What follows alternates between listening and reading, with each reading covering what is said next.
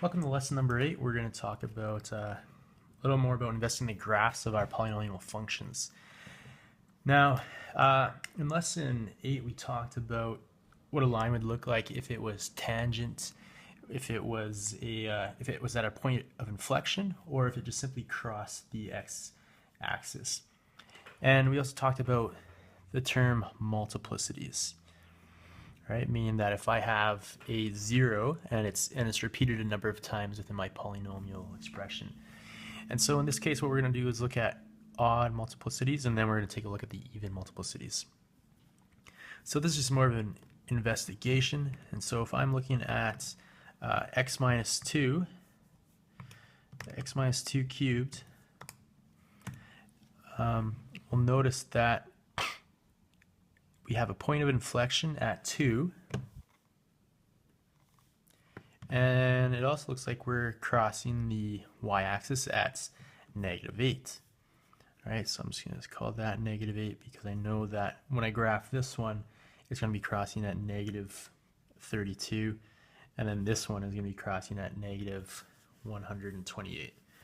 And there's a way we can figure that out graphically. If I type in my 0, when x equals 0, that's going to be where my y-intercept is going to be. And so with x minus 2 cubed, I'm going to be at y is equal to -8 for my y-intercept. So y-intercept equals -8. If I were to graph x minus 2 to the power of 5, my y-intercept will be at -32.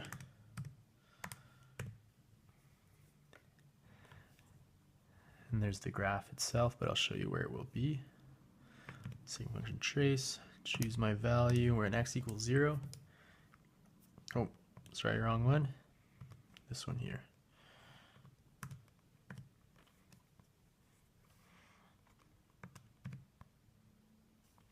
-32. All right, and the last one, I'm not going to graph it, but it's, if we go 2 to the power of 7, then that is going to be -128. Now, with all of these, and if I were to graph this one, I have my point of inflection, and it's going to be more like that. This one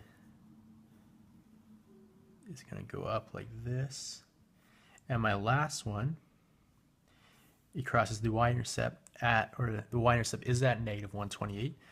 And so this graph is going to look something like that. All right, so just a really rough sketch. You can do better on your calculator.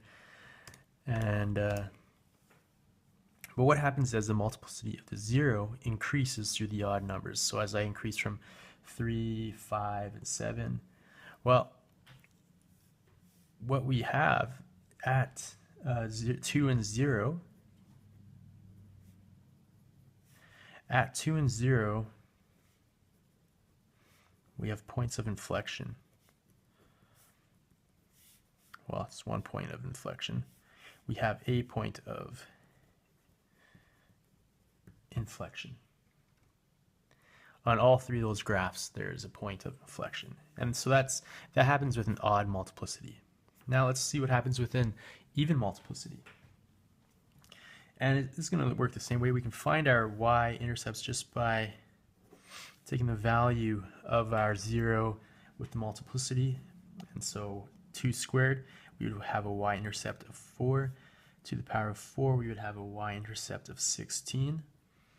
And to the power of 6, we would have a y-intercept of 64. All right, and so we can look at what each of these would look like. X minus 2 squared.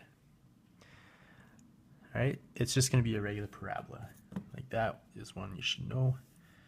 And with this parabola, we have a y-intercept of 4. And so it looks something like that.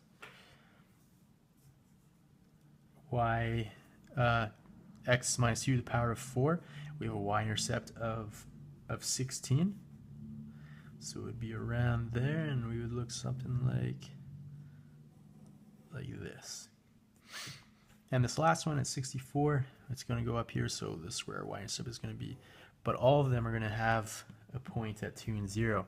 But notice how at 2 and 0, when we have an even multiplicity, so as the multiplicity increases through the even numbers, at 2 and 0, we have a tangent on the y-axis. Sorry, x-axis. All right, so let's take a look at a few other examples.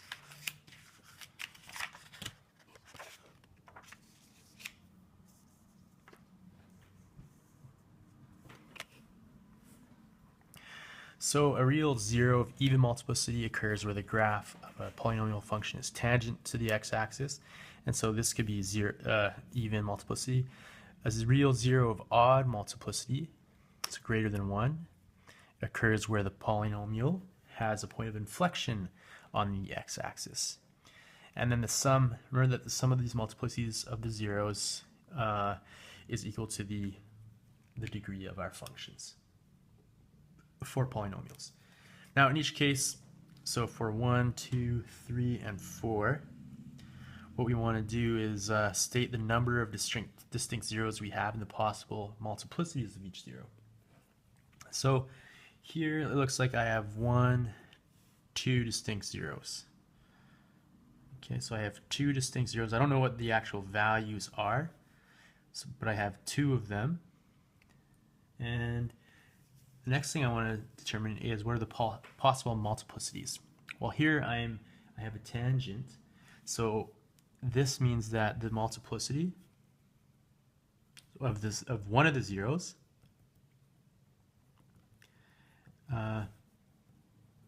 the multiplicity could be 2, 4, 6, or so on, as long as it's an even number. And for this one, it would have to be an odd number greater than 1. So we could have a multiplicity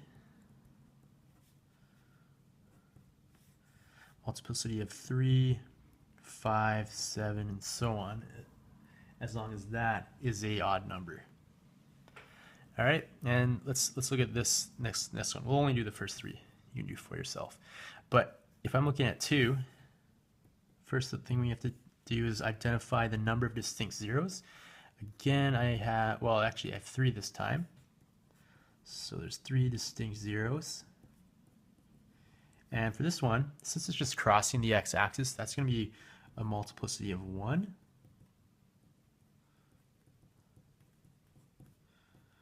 This one is also a multiplicity of 1. So multiplicity of 1 2 times. And then since that's tangent, we have a multiplicity of 2, 4, 6.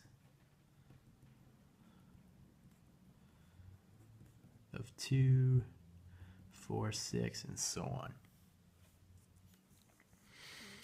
All right, let's look at number 3 here. I have 1, 2, 3 zeros again. Now, 3 distinct zeros. And it looks like I'll have a multiplicity of 2, 4, 6 again, because these are tangent to my x-axis, and that's going to happen 2 times. And then the other one is going to be a multiplicity of 1 again, just because it crosses the x-axis. And here, well, I'm just going to do it quickly, but I won't write it down.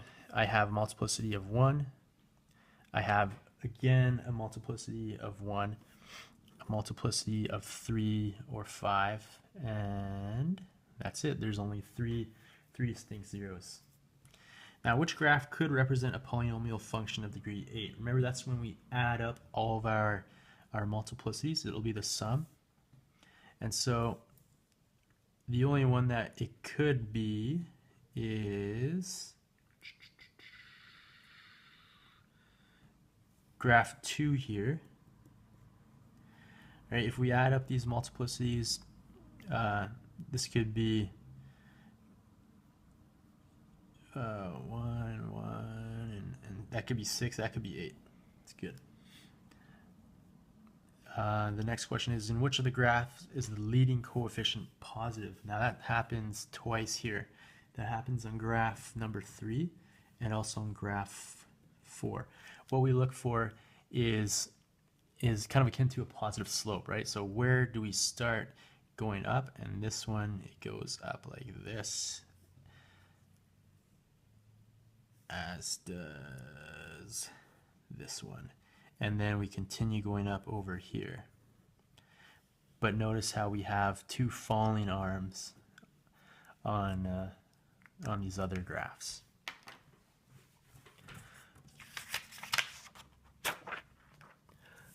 All right, next question. Without using a graphing calculator, make a rough sketch of the graph negative x, x minus 1 to the power of 4, and x minus 4. And then we want to verify using the calculator. All right, well, the first thing we want to do is identify our zeros. I know I have a 0 at 0. I have a 0 at positive 1. And I also have a 0 at 4. And so the first thing I would do is just put little dots where our zeros are going to be. And I'll say it goes from 0 to 5. And so that'll be 1, and 4 would be around here. Now, the next thing we want to do is identify, well, what's happening here. If it's negative, that means I'm starting from my negative part of my Cartesian plane and going upwards. And then it's going to be dropping and falling to be negative as well.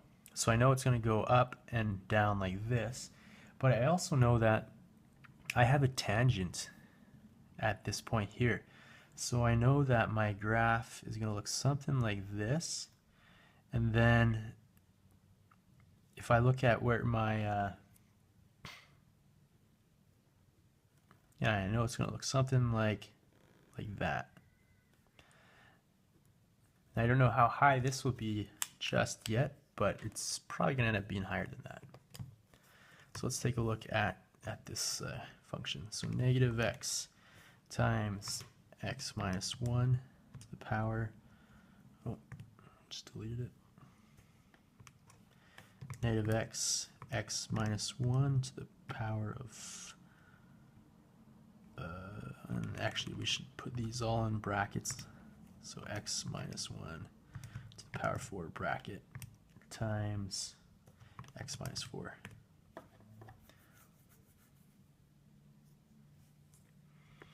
All right, and so that's the general shape of my graph. Of course, I'll have to zoom out quite a bit.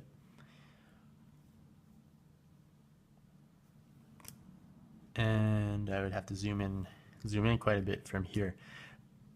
But let's look at the standard view again. So notice how we go up and over. So it goes up and down. So that's kind of what we have happening here. Now I know that my leading coefficient was negative. I know I had a 0 at 0, 1, and 4. And then I had a 0 at 1 as well. And the 0 at 1, remember, had the multiplicity of 4. And the 0 at 4 had the multiplicity of 1. Same with my 0 at 0. All right, let's look at these last few examples. I'm just going to do 1 and 1 here. But in each case, we want to state the degree of the polynomial function. And we want the lowest possible degree in each case. All right, so if I have a tangent, that means that it could be any even number, but since we want the lowest one, that would have to be 2. And if we have 2 lines going across, then that's just going to be 1, and that will be 1 as well. And if we're looking for the degree, say the degree of the function, then that would be 2 plus 1 plus 1. The degree would be equal to 4. And then for part 2, P of Q is equal to 0. State the points on the graph which represent real and equal roots. All right, well, here would be a real and an equal root, because it would be a, if we were to put that into a value of a square root, we would end up getting a positive number. And that's the only point that would be real. Everywhere else we would end up putting in a negative number, and so it wouldn't work. Here we're looking at multiplicities of 3, since it's the lowest one, and so we're going to end up with a degree of 6. And let's look at part A here. On the grid, sketch a graph of the polynomial functions satisfying the given equations. So we want to have a positive leading coefficient, one real zero of multiplicity of 1, two real zeros of multiplicity of 2, and one real zero of multiplicity 5. And it doesn't really tell us to say, oh, it does at the bottom. It doesn't tell us what the degree is. So that's all right. But we want to have one real zero of multiplicity 1. So let's make it this one here. And we're going to have our graph going down. And then we want, so we've taken care of that. And we also will end up having a positive coefficient if we end up going up as well. And so we want two real zeros of multiplicity 2. And so if we have multiplicity 2, then remember that that is going to be a tangent. It's an even multiplicity, so that'll be tangent. And one real zero of multiplicity 5. Well, if I'm here, then I'm going to have to start forming my inflection on the line. There. Now all of our conditions are satisfied. If I say the degree of the polynomial, it's going to be, well, I have 1, degree of 2, 2 and 5.